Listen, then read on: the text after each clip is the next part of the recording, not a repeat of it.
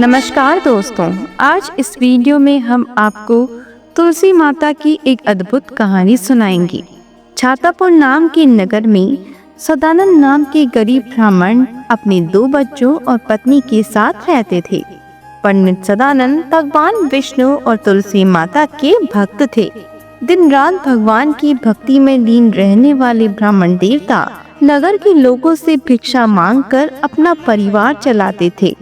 वह रोजाना उतनी ही भिक्षा मांगते जितने से उनका और उनके परिवार का पेट भर जाता। ब्राह्मण की सादगी और सच्चाई के साथ साथ उनके ज्ञान के भंडार से नगर के सभी लोग वाकिफ थे, इसलिए सभी उनकी काफी इज्जत करते थे। वह जिसके भी दरवाजे पर भिक्षा मांगने जाते, वह खुशी खुशी उन्हें भिक्षा दे देते थे। ब्राह्मण भिक्षा मांगते हुए एक घर के बाहर औरत से बोलते हैं, बेटी भिक्षा चाहिए। औरत बोलती है, अभी देती हूँ ब्राह्मण देवता, तब तक आप यहाँ बैठिए, मैं आपके लिए पानी भी लाती हूँ। वो औरत ब्राह्मण के लिए पानी लाती है। ब्राह्मण देवता कहते हैं, बहुत बहुत धन्यवाद बेटी, इस कड़ी धूप की वजह से बड़ी जोरों की प्यास लगी थी, भगवान तुम्हारी झोली खुशियों से भर दे। औरत कहती है, ये लीजिए बाबा भिक्षा। हर दरवाजे पर लोग उनकी इतनी ही इज्जत किया करते थे। सादा और उच्च जीवन जीने वाले वो पंडित सदानंद बहुत ज्ञानी थे, लेकिन उन्हें उसका तनिक भी अभिमान नहीं था। हमेशा वह लोगों को सत्य के मार्ग पर चलने की प्रेरणा दिया करते थे, लेकिन उनकी पत्नी रमा उनके स्वभाव के कारण काफी परेशान रहा करती थी और आए दिन घर में कलह किया करती थी। रमा पंडित सदानंद से कहती थी, कभी ऐसा नहीं होता कि अन्न का एक दाना भी ज्यादा हो जाए, हमेशा उतना ही मांग कर लाते हो जितने से हमारा सिर्फ पेट भर सके, जबकि आपको अच्छे से पता है कि लोग आपको ज्यादा भिक्षा दे सकते हैं, फिर भी आप नहीं मांगते। ब्राह्मण देवता कहते हैं, ज्यादा भिक्षा का लोभ अंत का कारण बन सकता है, संतोष से बड़ी संपत्ति और कुछ नहीं होती। भगवान का धन्यवाद कहो कि वह तुम्हें भूखा नहीं रहने देते। पत्नी कहती है, हाँ, आपका यह प्रवचन घर में नहीं चलने वाला। हमारे बच्चों का कभी कुछ मन करता है, वे कर ही नहीं सकते, एक एक चीज के लिए उन्हें तरसना पड़ता है। आए दिन घर में होने वाली किचकिच से पंडित सदानंद कभी कभी परेशान हो जाते और अपने मन को शांत करने के लिए वो तुलसी माता के पौधे के पास जाकर उनसे बातें करते और अपने दिल की सारी बात कहते। ब्राह्मण देवता तुलसी माता से कहते हैं, देख रही हो ना माँ, आज फिर रमा के तेवर चढ़े हुए हैं, लालच है कि उसका साथ ही नहीं छोड़ता। खैर, हम आम इंसानों की यही तो एक कमी है, जिससे उभर पाना हर किसी के बस की बात नहीं है। लेकिन माँ, मुझ पर इतनी कृपा बनाए रखना कि मुझे क्रोध न आए और लालच मेरे मन को तोड़ न पाए।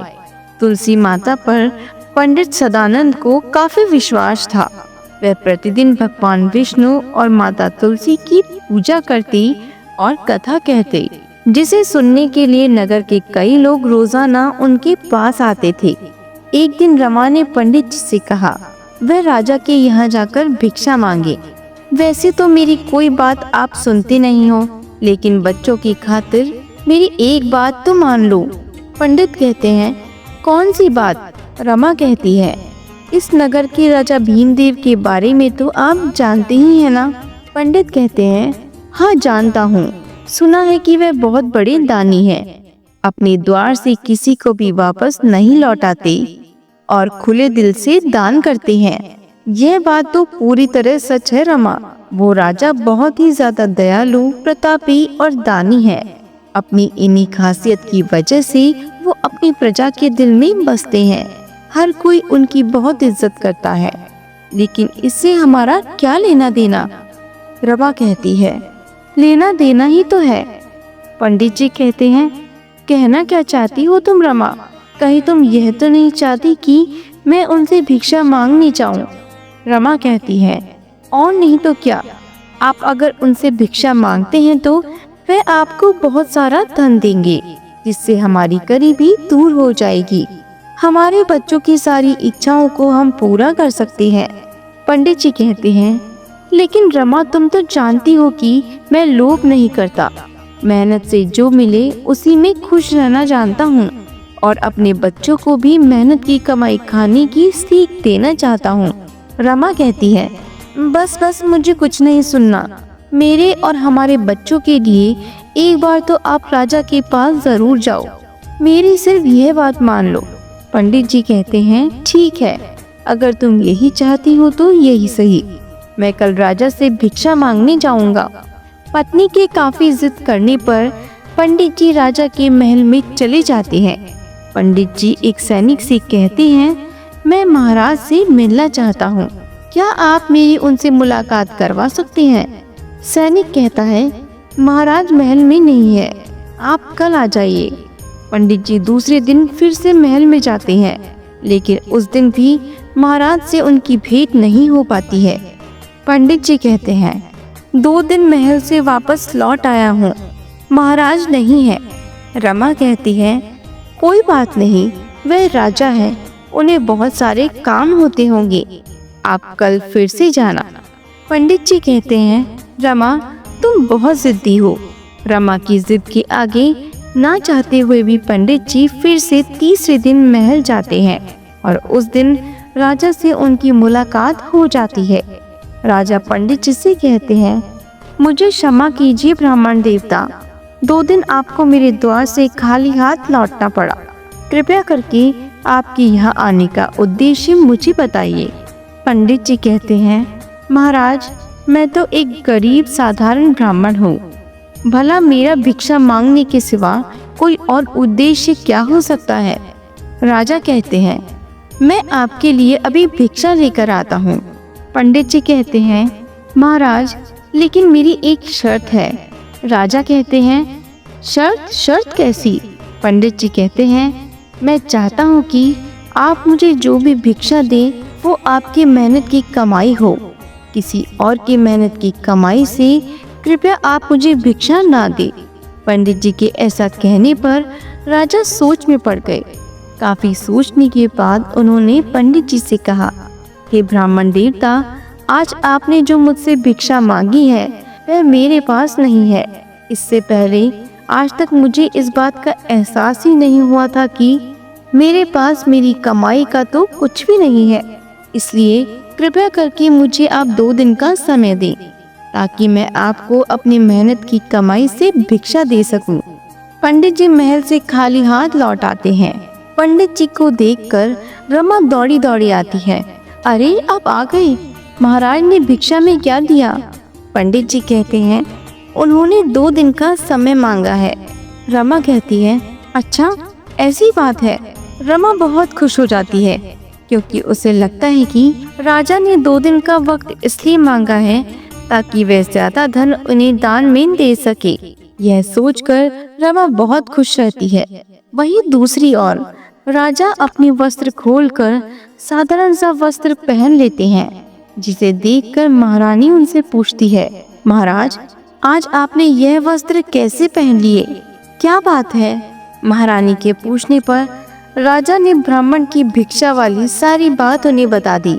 महारानी, मैं 2 दिनों के लिए बाहर जा रहा हूँ ताकि मेहनत करके कुछ पैसे कमा सकूं और ब्राह्मण देवता को दान दे सकूं। राजा के ऐसे कहने पर महारानी भी उनके साथ जाना चाहती थी और साधारण कपड़े पहनकर रानी भी राजा के साथ चली जाती है। राजा नगर में कोई काम की तलाश कर रहे होते हैं कि तभी एक लकड़ी का सामान बनाकर बेचने वाले की दुकान से आवाज आती है, सुनो भाई, क्या तुम दोनों मेरे लिए यह लकड़ी काटने का काम कर सकते हो? मैं तुम्हें रोज के 2 पैसे दूंगा। राजा और रानी ये सुनकर खुश हो जाते हैं और कहते हैं, हाँ हाँ कर सकते हैं। अगर आपके पास मेरी घरवाली के लिए भी कोई काम हो तो बड़ी मेहरबानी होगी। मुझे पैसों की बहुत ज़रूरत है। ठीक है, अगर तुम्हें परेशानी ना हो तो वह मेरे घर में चूल्हे चौके का काम कर सकती है। मैं उसे रोज का 1 पैसा दूंगा। राजा रानी दोनों उनके यहाँ काम करने लग जाते हैं। राजा को लकड़ी काटने में बहुत परेशानी होती है। उनके हाथ में कई जगह चोट लग जाती है, तो वही रानी भी काम करके काफी परेशान होती है। लेकिन फिर भी वे दोनों काम करना नहीं छोड़ते। किसी तरह 2 दिन तक वो अपना काम करते हैं, जिसके बाद उन्हें पूरे 6 पैसे मिल जाते हैं। उन पैसों को लेकर राजा अपने महल लौट आते हैं। उस दिन शाम को पंडित सदानंद राजा के महल आते हैं। राजा कहते हैं, हे ब्राह्मण देवता, ये 4 पैसे मैं आपको भिक्षा में देता हूँ। यह मेरी मेहनत की कमाई है, कृपया करके इसे स्वीकार करें। पंडित सदानंद कहते हैं, आप सच में महान राजा हैं। आप जैसे दानी राजा को भगवान खूब तरक्की दे। राजा को आशीर्वाद देकर पंडित जी अपने घर लौट आते हैं। पंडित जी को देखकर रमा खुशी खुशी आती है और कहती है, आ गए आप, दिखाइए क्या दिया महाराज ने आपको भिक्षा में। पंडित सदानंद कहते हैं, ये 4 पैसे दिए हैं महाराज ने। रमा कहती है, क्या बस ये 4 पैसे? इससे भला हमारा क्या होगा? कैसे महाराज है, वह नाम के बड़े और दर्शन छोटे। गुस्से में रमा उन पैसों को तुलसी के पौधे के पास गमले में ही रख देती है और भिनभिनाती हुई घर के अंदर चली जाती है। अब फिर से पंडित जी अपनी रोजाना के कार्य में लिप्त हो जाते हैं। सुबह सवेरे जब वो तुलसी की पूजा करने जाते हैं तो कहते हैं, हे तुलसी माँ, अपनी कृपा इसी तरह हम पर हमेशा बनाए रखना। इन पैसों को रमा ने यहीं फेंक दिया था, अब मैं इसे आपको सौंपता हूँ। पंडित जी उन 4 पैसों को तुलसी के पौधे के पास मिट्टी के नीचे दबा देते हैं। कुछ दिनों के बाद उन पैसों की जगह 4 तुलसी के ही पौधे निकल आते हैं। पंडित जी रोजाना उन पौधों की भी पूजा करते हैं। देखते ही देखते उन चारों तुलसी के पौधों में फूल आ जाते हैं और एक दिन सुबह सवेरे जब पंडित जी पूजा करके जाते हैं तो देखते हैं कि उन पौधों में से ढेर सारे चमचमाते मोती गिर पड़ते हैं। पंडित जी को समझ में नहीं आता कि मोती कितने अनमोल होते हैं। उन्होंने रमा को बुलाया तो वह भी मोती के महत्व को नहीं समझ पाई। उन्होंने सभी मोतियों को समेटकर घर में एक जगह पर रख दिया। ऐसा अब रोजाना होने लगा। एक दिन सब्जी बेचने के लिए एक औरत पंडित जी के यहाँ आई और आवाज लगाई, सब्जी ले लो, हरी हरी ताजी ताजी सब्जी ले लो। सब्जी लेने के लिए रमा के पास पैसे तो नहीं थे। रमा ने कहा, सब्जी लेने के लिए मेरे पास पैसे तो नहीं है, लेकिन क्या तुम किसी दूसरी चीज के बदले मुझे सब्जी दे सकती हो? रमा अंदर से मोती लाकर सब्जी वाली को दिखाती है, जिसे देखकर वह काफी खुश हो जाती है और रमा को ढेर सारी सब्जी दे देती है और कई मोती लेकर चली जाती है। इस तरह अब रोजाना होने लगा। रमा मोती के बदले सामान लेने लगी, जिससे वह काफी खुश रहा करती। अब रमा बहुत खुश रहने लगी थी, जिससे पंडित जी की भी भक्ति में किसी तरह की कोई परेशानी नहीं होती थी। बड़ी शांति और सुकून से उनकी जिंदगी कट रही थी। अब पंडित जी तुलसी माता से अपनी खुशहाल जीवन की चर्चा किया करते थे। पंडित जी तुलसी माता की पूजन करते हुए कहते हैं, आपकी महिमा भी ना माँ कितनी अपरंपार है। पता नहीं आप अपने इस पौधे से हमें चमकती चीज क्यों देती है, जिसके बदले कोई कुछ भी दे देता है। वैसे जो भी हो, मेरी जिंदगी तो खुशहाल हो गई है माँ। अब रोज रोज रमा के ताने और किचकिच का सामना नहीं करना पड़ता। मुझे लगता है माँ, आप भी रमा के चिड़चिड़ेपन से परेशान हो गई थी, नहीं तो भला तुलसी के पौधे से ये चमकती चीज क्यों बाहर आती। वैसे आपकी बातें तो आप ही जाने माँ। अब मैं चलता हूँ, इससे पहले कि रमा फिर आ जाए और किसी बात पर चिढ़ने लग जाए। इस तरह बड़ी शांति से पंडित जी और उनके परिवार का दिन सुखपूर्वक बीतने लगे। लेकिन वही दूसरी ओर अपनी दयालुता और दानी स्वभाव की वजह से राजा भीमदेव गरीब होते चले गए। रोज हंस को मोती खिलाने वाले राजा के पास अब एक मोती भी शेष नहीं रह गया था।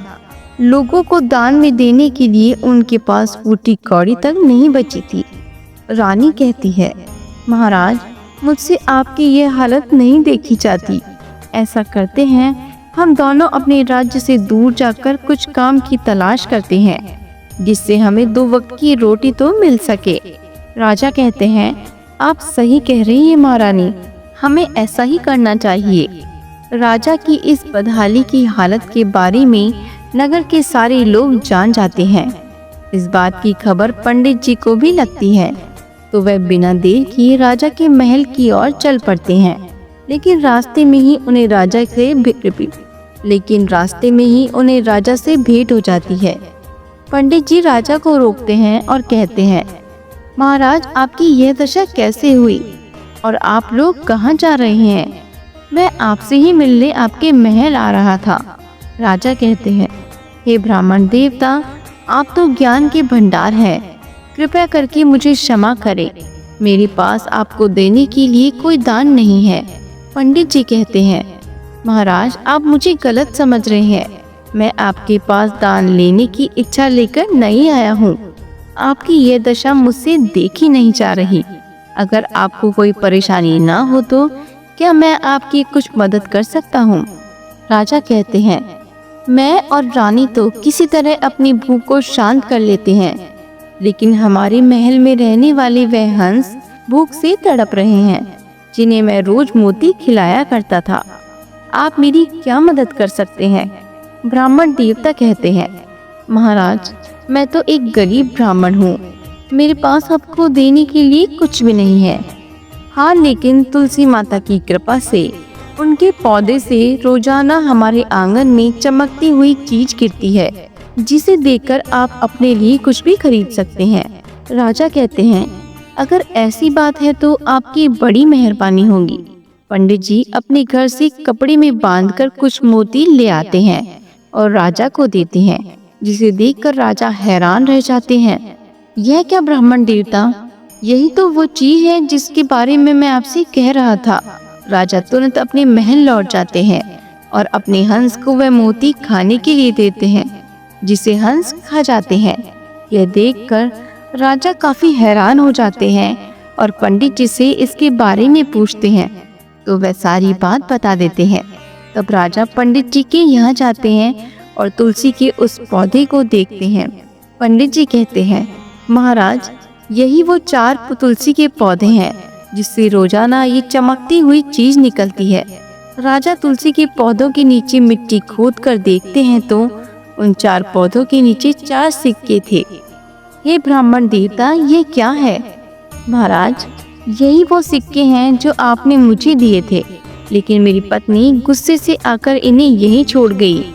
तब मैंने इन सिक्कों को यहीं पर तुलसी के पौधे के पास दबा दिया था। तब महाराज ने पंडित जी को उन मोतियों की विशेषता के बारे में बताया, तो वह हैरान रह गए और राजा को इस बात का एहसास हो गया कि मेहनत का फल कितना मीठा होता है। अब राजा ने तय कर लिया था कि वह खजाने की जगह संपत्ति में से कुछ भी अपने लिए उपयोग में नहीं लाएंगे। उन सब का उपयोग वे लोगों की भलाई के लिए करेंगे और अपनी मेहनत से जो उन्हें मिलेगा उसी का इस्तेमाल वे अपने लिए करेंगे। इधर पंडित जी ने सोचा कि सारा धन उनके किसी काम का नहीं, इसलिए उन्होंने सारे मोती महाराज को सौंप दिए और महाराज से कहने लगे, महाराज, इन मोतियों का भला मैं क्या करूँगा? कृपया करके इसे आप स्वीकार कीजिए और दान धर्म में इसका उपयोग कीजिए। राजा कहते हैं, हाँ ब्राह्मण देवता, आपने मुझे जीवन की सबसे बड़ी सीख दी है। मैं आपके लिए जो कुछ भी करूं वह कम है। मैं चाहता हूं कि आप मेरे महल में रहकर मेरा मार्गदर्शन करें। महाराज के आग्रह करने पर पंडित जी ने पहले तो मना कर दिया, लेकिन उनकी जिद के आगे उन्होंने राजा की बात मान ली और महल में रहकर ही पूजा पाठ करने लगे। अब महाराज की ख्याति दूर दूर तक फैलने लगी। उनके दानी स्वभाव की चर्चा हर ओर होती थी। पंडित जी भी अपने परिवार के साथ सुखपूर्वक जीवन व्यतीत करने लगे। बोलो तुलसी माता की जय हो। तो दोस्तों, कैसी लगी आपको ये कहानी? हमें कमेंट करके जरूर बताएं और इसी तरह की और भी कहानियों को सुनने के लिए हमारे चैनल को लाइक, शेयर एंड सब्सक्राइब जरूर करें। धन्यवाद।